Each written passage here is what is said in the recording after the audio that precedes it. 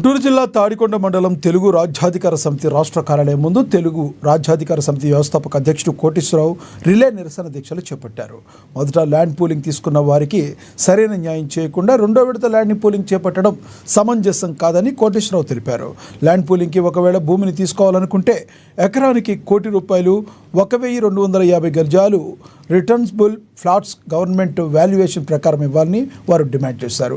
ప్రతి రైతు కూలీకి నెలకు ₹10,000 ఇవ్వాలన్నారు. ఈ విషయంపై ప్రభుత్వం స్పందించకపోతే రిలే దీక్షలు కాస్త నిరాహార దీక్షలుగా మారుస్తామని ఆయన హెచ్చరించారు.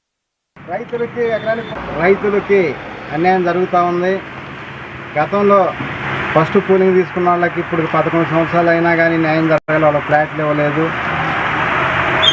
మరి రైతులైతే భూములకి వాళ్ళు ఇచ్చే కౌలుతోటి జీవించాలంటే చాలా సమస్యలు ఎదుర్కొంటూ ఉన్నారు.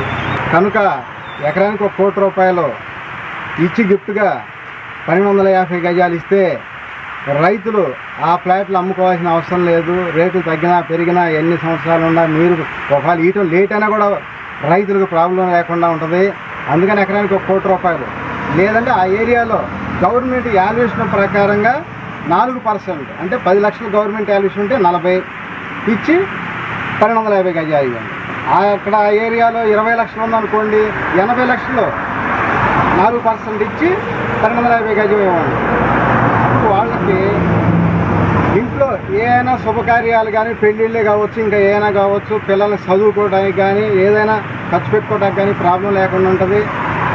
వాళ్ళకి ఫ్లాట్లు అమ్ముకునే బతకాల్సిన అవసరం ఉండదు. గతంలో తెలిసో తెలియక ఇచ్చారు, ఇప్పుడు మళ్ళీ 44,000 ఎకరాలు కావాలంటున్నారు. నెక్స్ట్ మళ్ళా వీళ్ళు రావచ్చు, ఇంకొకరు రావచ్చు, ఏరే మేము ఎక్కడ ఇంకొక 20 మండలాలు తీసుకుంటామని చెప్పి అనొచ్చు. ఈ రైతులు ఏమి కొనకుండా ఆగిపోవచ్చు. ఆ పరిస్థితి ఏంటి? భూమి లేకుండా పోయింది. అందుకోసం ప్రతి ఎకరానికి కూడా ₹1,00,00,000 డబ్బులు ఇచ్చి 1,250 గజాలు ఇచ్చి డెవలప్ చేయాల్సిందిగా కోరుకుంటా ఉన్నాము.